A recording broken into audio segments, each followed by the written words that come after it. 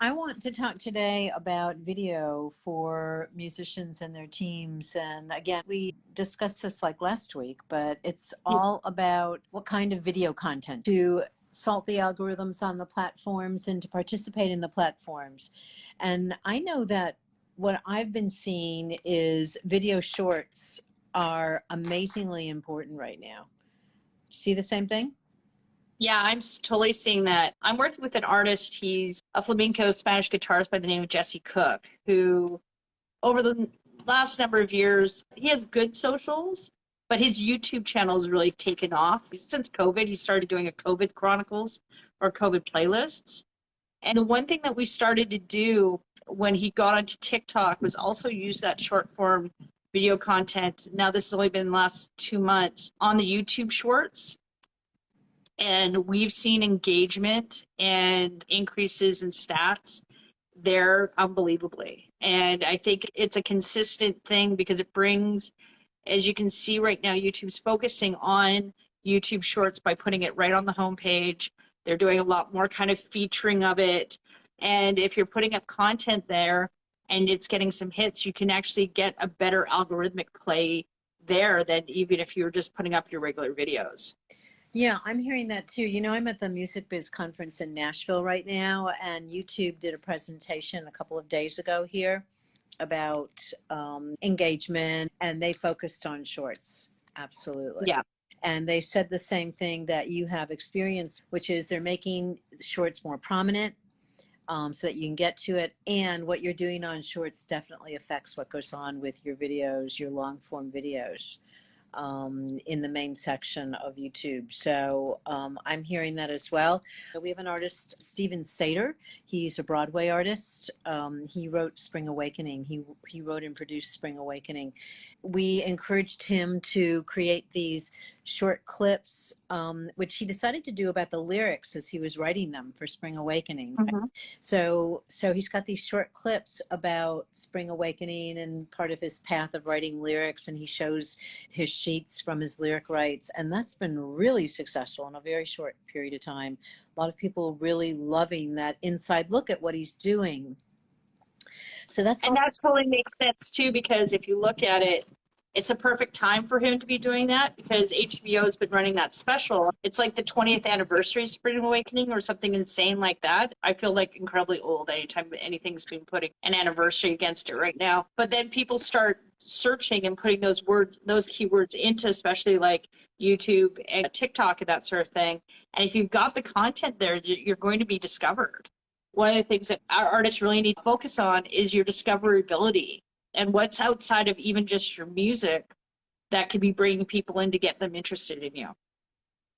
Exactly. I have another great example of the use of video as well. So again, this is on TikTok. I have an artist, MGMT. MGMT put up a 3 to 8 second clip. They put up a clip on TikTok, a video to go with a track that was not one of their top sellers. It's not one of their anthems. It's called Little Dark Ages. It's the title track off their 4th album. They put up this clip and it went viral. That's all they did. They didn't run a TikTok advertising campaign. There are over 5 million user-generated videos on TikTok now for them. They went from 50,000 streams a day to 650,000 streams or per month or whatever it is. I don't know exactly what that is supposed to be, but you understand the point. The point is all they did was put a video up for a piece of catalog. It wasn't anything new. I'm so glad the industry is coming to have better respect for catalog. Do you know, for the past couple of years that you and I have worked on these campaigns, it's all about what do you have new? And it still is. It still is. Yeah.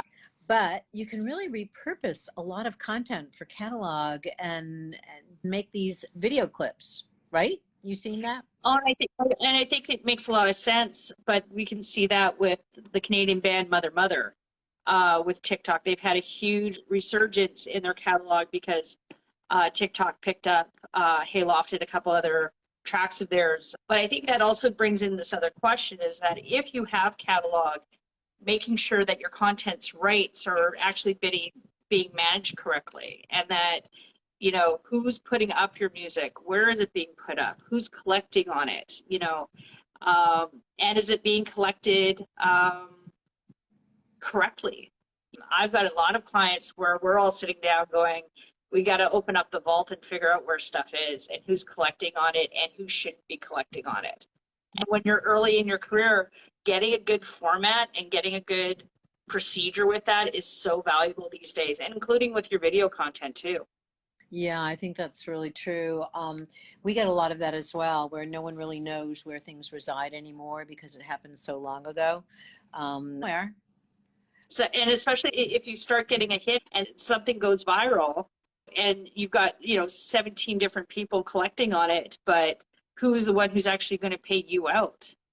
That's always the fun game, is who's actually paying you for your music. And are you getting paid? Yeah, and I can sometimes look at some of these artist royalty statements and be really surprised at where some of the income is coming from. Why are you being paid $8,000 a month from Facebook? Why? Yeah. And just trying to get back to where that's coming from. It's not that easy, actually. But hey, I'm grateful for the revenue. So true, right? So shorts. So video shorts. Can't say enough about utilizing.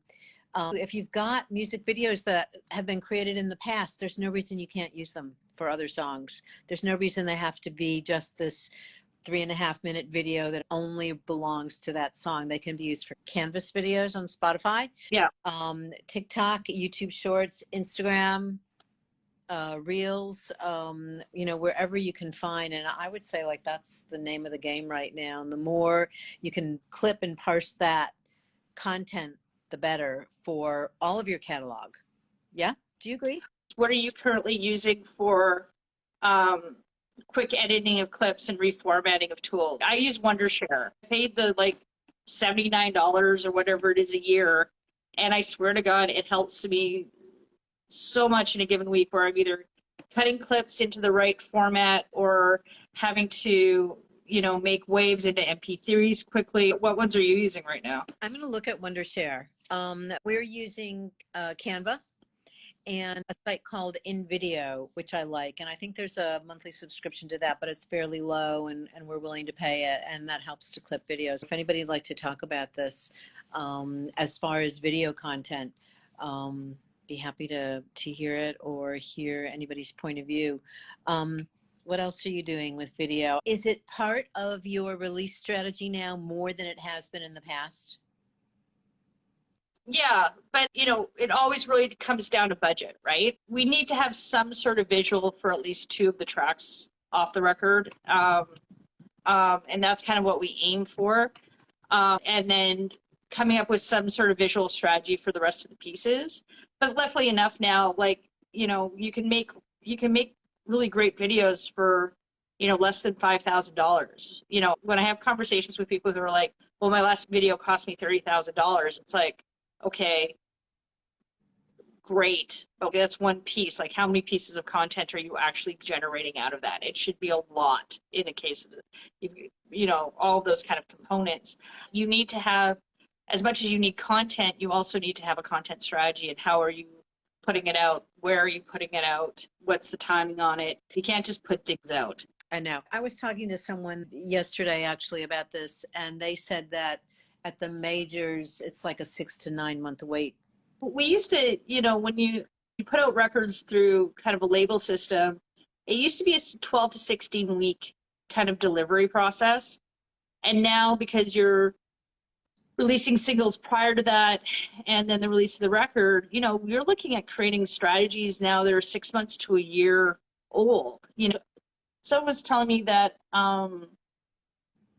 because of vinyl delay, like we're at 17-week vinyl delay right now before you're even hopefully going to get your vinyl. So all of that kind of, you're kind of planning 6 months out at minimum now these days. Before we leave for today with our little tiny talk here, what do you think about releasing the video and the audio at the same time or at different times? Where do you stand on that? Is there a general rule, or is like everything else, does it depend on who the artist is? And we live in the Wild West now, and there's really no rules. Like, I'd love to tell you, like, here, for every record, this is what we do. It doesn't work that way anymore.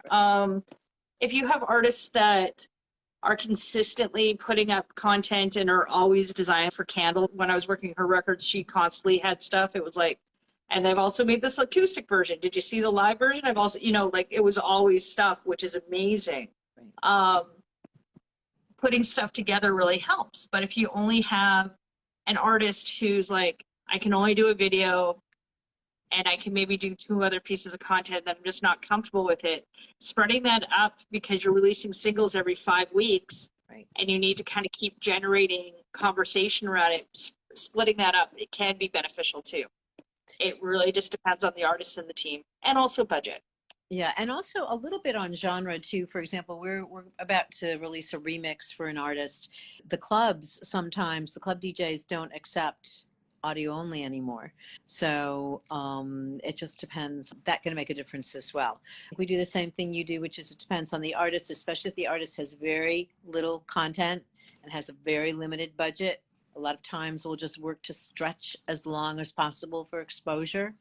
Yeah. I think the videos can really make a difference in exposure if you have the budget and you can afford to have more content ready to go, kind of thing. All right, that's our tiny talk for today.